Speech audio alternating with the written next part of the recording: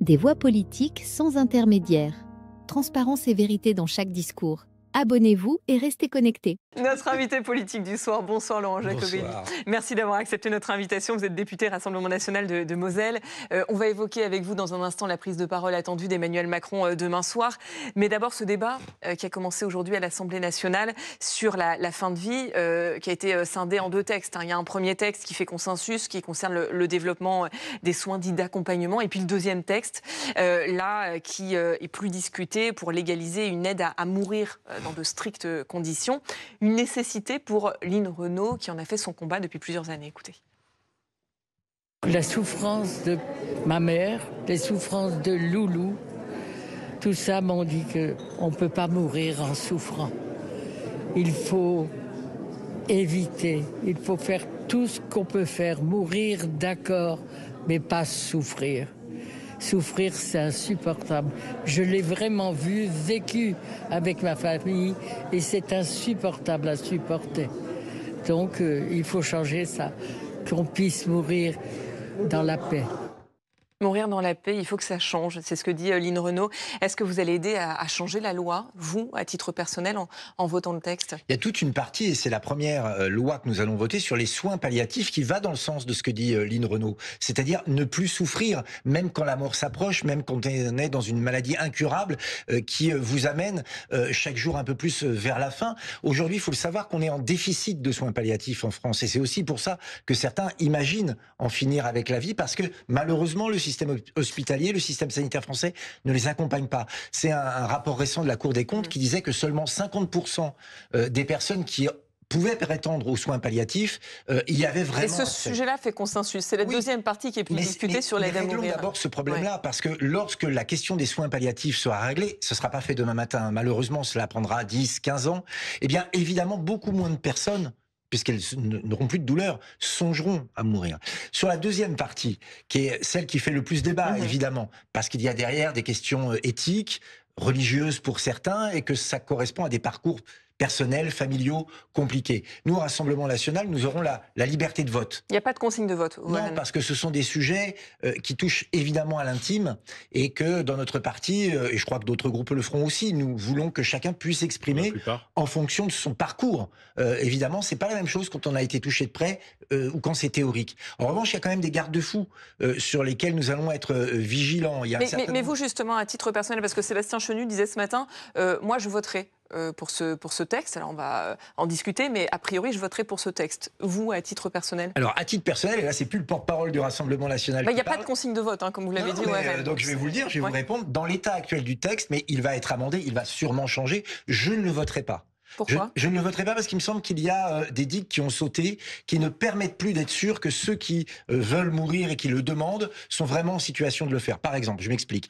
Il faut que le patient soit en état, dans une phase avancée de la maladie. En termes médical et juridique, c'est un terme très flou. Qui va définir ce que c'est qu'une phase avancée ? La Haute Autorité de Santé a donné quelques éléments à la Commission, notamment le fait que avancer, c'est qu'on ne peut plus reculer. C'est-à-dire que l'issue est inéluctable. Une infection grave et incurable, ce sont les termes. Effectivement, mais il y a des infections graves et incurables dont on sait très bien qu'elles mènent à la mort, qui peuvent maintenir un patient en vie 10 ou 20 ans. C'est pas la même chose que quelqu'un qui va mourir dans les 2 semaines. Pour moi, c'est un problème. Le fait, par exemple, qu'une personne sous tutelle puisse vouloir accéder à la mort. Le fait aussi qu'il y a un délit d'entrave, vous vous rendez compte ? C'est-à-dire que si... Il y a la mise en place, je me permets juste, il y aura la mise en place d'un délai parmi les garde-fous, la mise en place d'un délai de réflexion de 48 heures, où le contrôle du discernement de la personne sera étudié justement pour vérifier qu'elle est bien en mesure d'exprimer sa volonté. Ce délai n'est pas incompressible, c'est-à-dire que ça va de 0 à 2 jours. Autre chose qui pour moi est un problème et qui montre bien qu'il y a quelque chose qui ne va pas, c'est l'existence dans ce deuxième texte de loi d'un délit d'entrave. Oui. Quelqu'un est mourant, veut mourir. Si vous lui expliquez qu'il y a des soins palliatifs, qu'il y a d'autres possibilités, vous commettez un délit d'entrave. D'après les rédacteurs de la loi, c'est pas ça le délit d'entrave. Ils se sont inspirés de la loi Veil. Le délit d'entrave, c'est de s'enchaîner à l'hôpital pour empêcher ça. Si c'est j'essaye de te convaincre de ne pas avoir recours à la fin de vie, comme dans la loi Veil, j'essaye de te convaincre de ne pas avorter, c'est pas considéré comme délit d'entrave. Dans l'esprit de ceux qui ont rédigé. Mais pas dans le texte. C'est pour ça que je vous dis, attendons de voir comment le texte va évoluer. Il y a par exemple à gauche des gens qui veulent aller beaucoup plus loin. Par exemple, le droit à l'euthanasie pour des enfants, pour des mineurs. Et ça, c'est pas la volonté de l'auteur de la proposition de loi. Oui, mais vous savez bien, comme moi, que les amendements peuvent être votés. Oui. On a il n'y aura pas de majorité sur les mineurs. Il n'y aura pas de majorité. On a une assemblée divisée en 3 tiers et on ne sait jamais exactement ce qui va en sortir. Et puis, il y en a pour certains aussi pour lesquels cette loi ne va pas suffisamment loin. Il y a un certain nombre de cas qui ne seraient pas couverts par cette loi. Parti socialiste, qui était un peu le prédécesseur de M. Falorni, le député qui porte ce texte, dans les années précédentes. Qu'est-ce qu'il dit? Cette loi est le moyen de mettre un pied dans la porte. C'est ça qui est inquiétant. C'est-à-dire que jusqu'où va-t-on aller? Et on voit bien ce que ça a donné aux Pays-Bas ou en Belgique, où là, ils se rendent compte qu'on est allé beaucoup trop loin et que malheureusement, il y a eu des excès. Donc attendons de voir ce que va donner le projet de loi. Mais les mineurs en Belgique, ça se compte sur les doigts d'une main en plusieurs années. Hein. Même s'il faut se prémunir contre ça. Et pour l'instant, le texte prévoit que ce n'est pas accessible aux mineurs. L'exemple de la Belgique n'est pas un exemple massif. Non, mais par exemple, en Belgique et aux Pays-Bas, il y a une explosion des demandes d'euthanasie de personnes atteintes d'autisme. Parce que c'est vrai que c'est une vie difficile. C'est pour ça que ça a été exclu. Mais pour autant, c'est pas une maladie grave, incurable qui les handicaps ne sont pas concernés par cette loi. Donc il faut faire attention. Roselyne, c'est intéressant quand même de regarder ce qu'en pensent les Français. Il y a plus de 9 Français sur 10 qui se déclarent favorables à l'euthanasie lorsque le patient est atteint d'une maladie insupportable et incurable et lorsqu'il en formule la demande. C'était un sondage IFOP il y a quelques mois. Et quand on demande aux médecins, qui sont aussi les principaux concernés, il y a 74% des médecins qui sont favorables à l'aide active à mourir. Comment expliquer le décalage entre une société qui est très majoritairement pour l'aide active à mourir et la résistance d'une partie de la classe politique? Alors d'abord, je crois qu'il faut aborder ce sujet avec beaucoup de respect des opinions, des sentiments, des principes des uns et des autres. Et que les partis politiques, sur un sujet comme celui-là, ne donnent aucune consigne, c'est vraiment le minimum du minimum.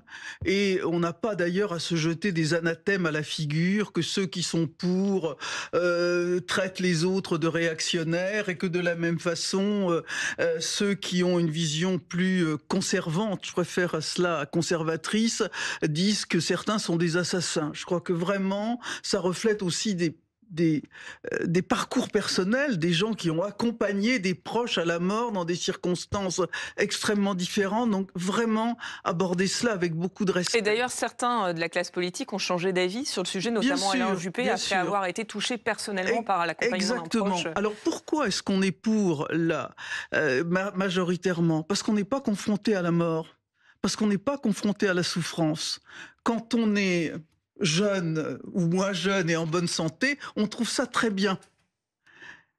Et puis ça change au fur et à mesure qu'on s'approche. Moi, j'ai accompagné des personnes atteintes de maladies de Charcot. C'est en général une très grande demande, la sclérose latérale amyotrophique, parce que c'est détecté assez tôt, à un moment où on est encore suffisamment valide, et des gens qui vous disent à ce moment-là, je veux bénéficier de ce processus de l'aide active à mourir. Qui ne serait pas concerné dans le cadre de cette loi-là? Et qui ne serait pas d'ailleurs concerné dans le cadre de cette loi-là.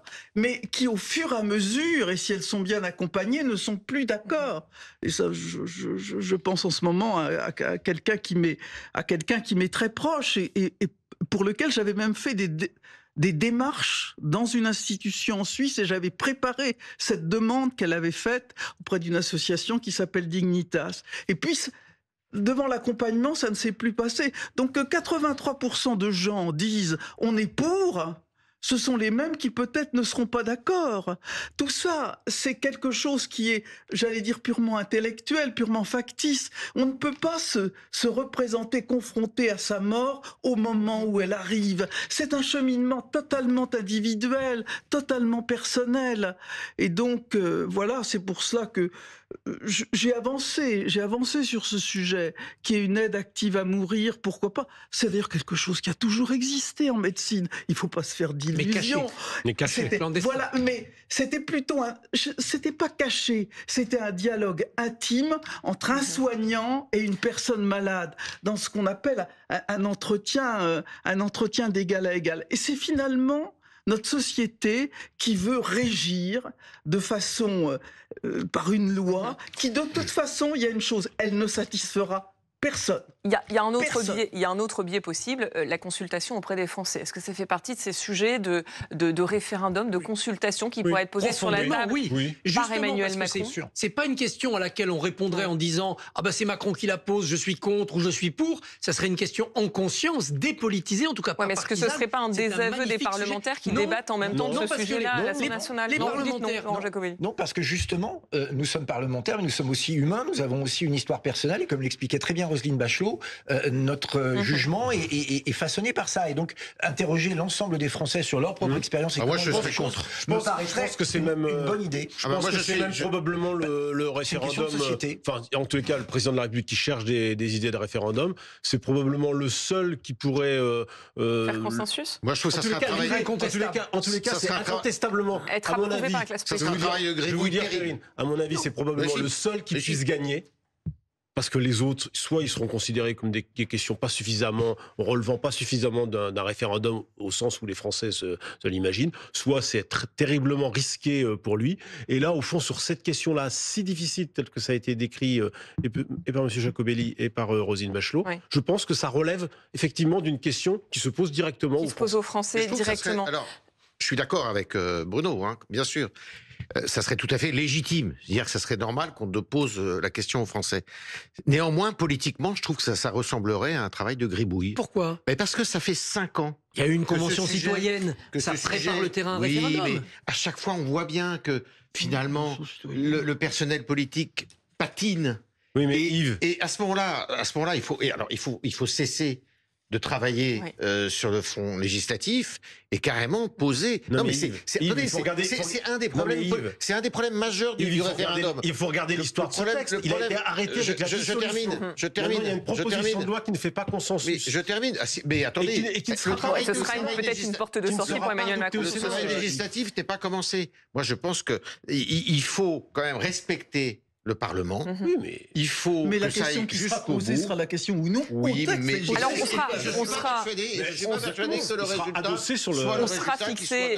on sera fixé probablement demain, puisqu'Emmanuel Macron doit prendre la parole, Laurent Jacobelli, et on l'attend sur ce sujet-là. Il avait dit aux Français lors de ses vœux le 31 décembre, vous serez amenés à trancher sur un certain nombre de sujets. A priori, c'est donc demain qu'il va nous dévoiler ces sujets. Déjà sur le principe, on va évoquer dans un instant, Bruno, ce qui est dans les tuyaux, mais on parle de consultation, de référendum à tiroir. Référendum, c'est un mot qui vous plaît, ça, au Rassemblement national. Donc vous applaudissez cette initiative.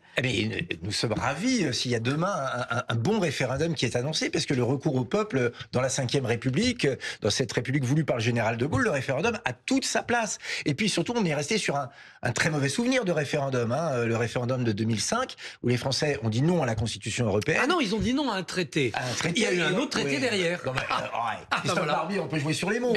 Peut-être, mais c'est ça la règle. Un traité est rejeté, on le renégocie, on en refait un. Ce qui a manqué, c'est votre plan B. Il n'y avait pas de plan B.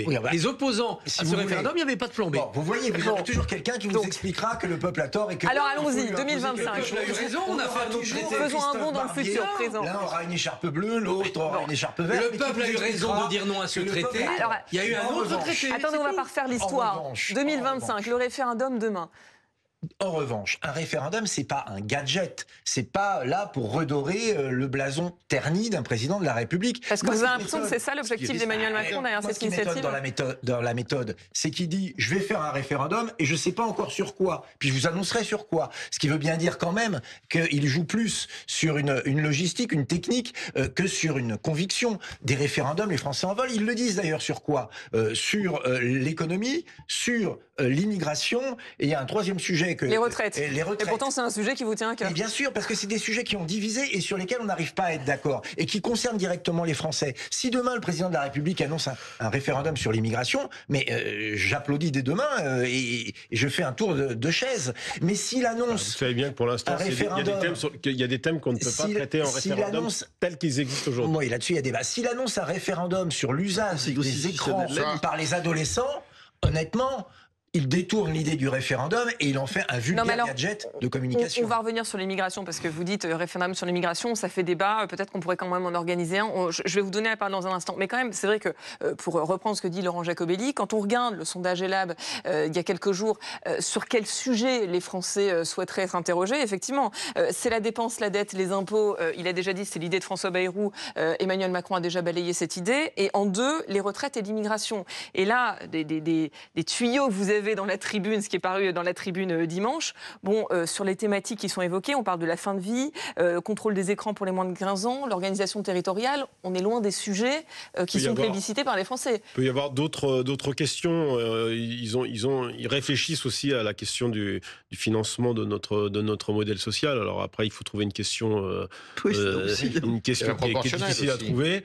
L'action de la proportionnelle, à mon avis, ce sera sans doute pas ça. Mais ce qui est clair, c'est que de toute façon, son cabinet a travaillé sur plusieurs types de questions et plusieurs sujets. Alors demain, il dévoilera ou les deux, voire les trois, puisqu'en fait, l'idée, et ça, ils ont fait travailler le ministère de l'Intérieur pour voir s'ils pouvaient éventuellement faire 3 questions sur le même bulletin. Mais alors là, c'est plus un référendum.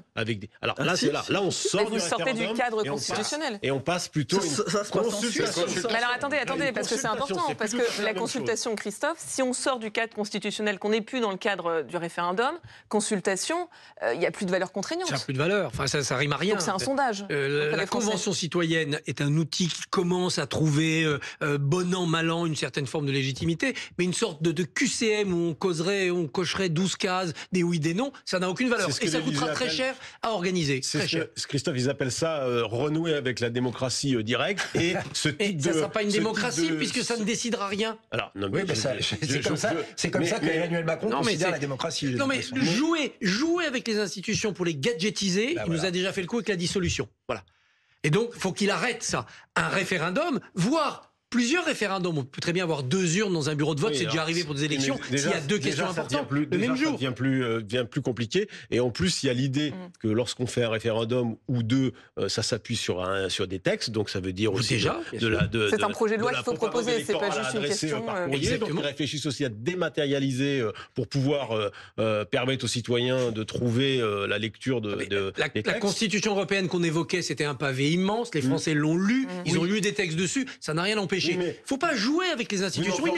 Vous n'en feriez pas 2 le même jour avec un paquet de textes comme ça. Bon, alors attendez. S'il y a une question sur la fin de vie et une question, par exemple, sur l'organisation territoriale, ça s'organise très bien le même jour. En tout cas, on sera attentif au cadre et au format que prendront ces questions, ces questions posées par les Français. Des questions assez simples, par exemple, où on répond vraiment par oui ou non. Voulez-vous élire le président de la République au suffrage universel? Oui, non.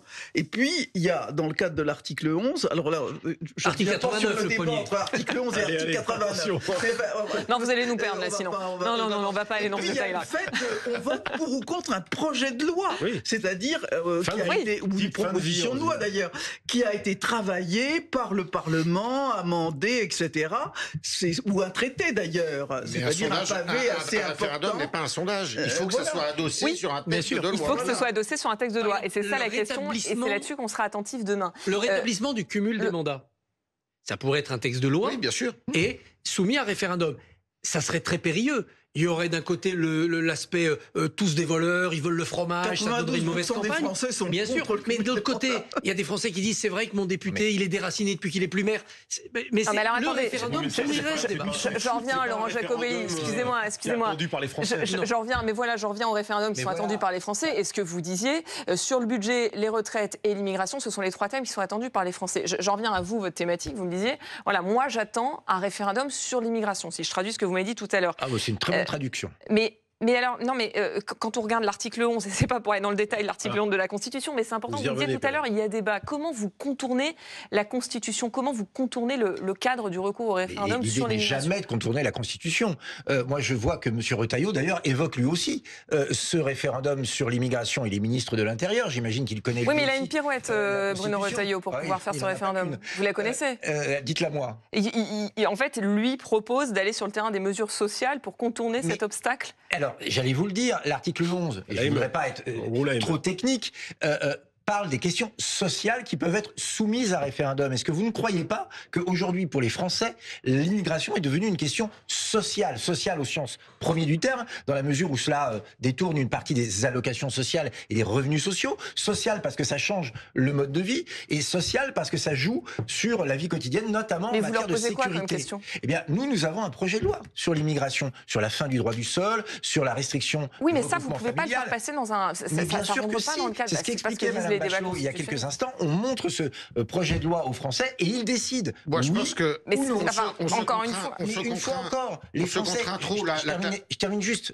Les Français aujourd'hui, 3 400 milliards de dettes, 5 millions de chômeurs, une immigration qui explose, une insécurité qui explose, des impôts qui ne baissent pas avec un matraquage fiscal l'année dernière supérieur à l'année d'avant. Vous croyez pas qu'ils ont d'autres soucis en tête que de savoir s'il va falloir donner des tablettes aux enfants de 14 ans ou s'il va falloir flatter les Moi, je posais la question de la faisabilité parce que Laurent Fabius, qui a longtemps été. On a déjà la réponse. Laurent Fabius, qui a longtemps été président du Conseil constitutionnel, il le dit, la politique migratoire n'entre pas dans le champ du référendum. C'est un débat. Le projet de loi que vous bâtissez. Charles de Gaulle a détourné le sens de l'article 11 pour poser des référendums. Absolument. Mais évidemment, il a fait que ça. Le Conseil à l'époque se couchait, ça serait moins le cas aujourd'hui. Oui, ça serait moins le cas aujourd'hui, mais je suis persuadé que bien posé, le président de la République peut à peu près faire ce qu'il veut. Et à mon avis, ce qu'il veut, avec la réforme des institutions, avec l'article 11 de la Constitution, sinon il emploie l'article 89. Mais là, il faut un avis conforme des deux assemblées. Oui, mais ça, c'est pas ce qu'il va faire. Il va faire l'article 11 et à mon avis, on peut quasiment poser toutes les questions qu'on veut. Je suis d'accord. À partir du moment où c'est bien rédigé. En tout cas, ça risque de faire un débat entre constitutionnalistes demain quand il y aura les thèmes. Vous verrez dans les questions de Fognon, il y aura celle de la fin de vie qui reviendra. Et l'immigration, il y a une possibilité. Emmanuel Macron veut que cette question soit tranchée avant la fin du mandat. Or, le parcours parlementaire ne le permettra pas. Une dernière question, Laurent Jacobelli. Vous aimez Brigitte Bardot ? Oui, beaucoup. Beaucoup. Vous savez qu'elle a été interrogée par Steven Bellery, chef du service culture de BFM TV. Longue interview de 45 minutes que l'on va retrouver dans les toutes prochaines minutes. Elle n'a jamais caché d'ailleurs son soutien au Rassemblement national, à Jordan Bardella notamment. Et pourtant, pas grand monde ne trouve grâce à ses yeux dans la classe politique, mis à part Yaël Braun-Pivet, la présidente de l'Assemblée nationale. Elle admire la patience dont elle fait preuve face aux parlementaires. Écoutez. Je l'admire pour la patience qu'elle a et la justesse de ses propos et surtout la façon dont elle remet en place la sauvagerie débordante de l'Assemblée nationale. C'est vrai que c'est souvent le bazar à l'Assemblée. Ça vous déplaît? Ça me choque. Beaucoup. Ça la choque, ce qui se passe à l'Assemblée nationale. Elle va loin dans ses mots. Elle parle de sauvagerie débordante. La classe politique, elle n'est pas à la hauteur? Non, je ne sais pas, mais je pense qu'effectivement, aujourd'hui, à l'Assemblée nationale, parfois, il y a une certaine forme de violence verbale qui s'exprime. Plus d'un côté de l'hémicycle, il faut bien être très honnête que des autres. Qu'il y a des comportements qu'on ne voyait pas avant, des gens qui arrivent dans des tenues qu'on n'avait pas l'habitude de voir, des drapeaux qui ne sont pas des drapeaux français qui sont affichés. Et c'est vrai que ça demande parfois, pour le personnel de l'Assemblée nationale et pour les élus et pour Mme Braun-Pivet ou les vice-présidents qui dirigent les débats, beaucoup de calme. Moi, ce que j'aime bien chez Brigitte Bardot, c'est qu'elle dit les choses comme elle les pense. Elle est assez cash, si vous me permettez l'expression. Et je pense que dans un univers où la parole aujourd'hui est toujours sous-pesée, où on a beaucoup de mal à être sincère sans se faire taper sur les doigts, elle a cette espèce de spontanéité, de fraîcheur, je dirais, qui fait du bien. Ah, et elle reste cash, vous allez l'entendre dans les prochaines minutes. Merci Laurent Jacobelli d'avoir accepté notre invitation. Merci d'avoir regardé cette vidéo. Ce que vous voyez ici est un projet citoyen, créé grâce à l'engagement de personnes qui croiraient vraiment en une politique transparente et une documentation fiable. Si ce que nous faisons compte pour vous, soutenez-nous, partagez nos vidéos et aidez-nous à toucher le plus de monde possible. Nous croyons que seul un engagement commun peut rendre la politique plus claire et plus honnête. Si vous trouvez une erreur dans nos contenus, faites-le nous savoir.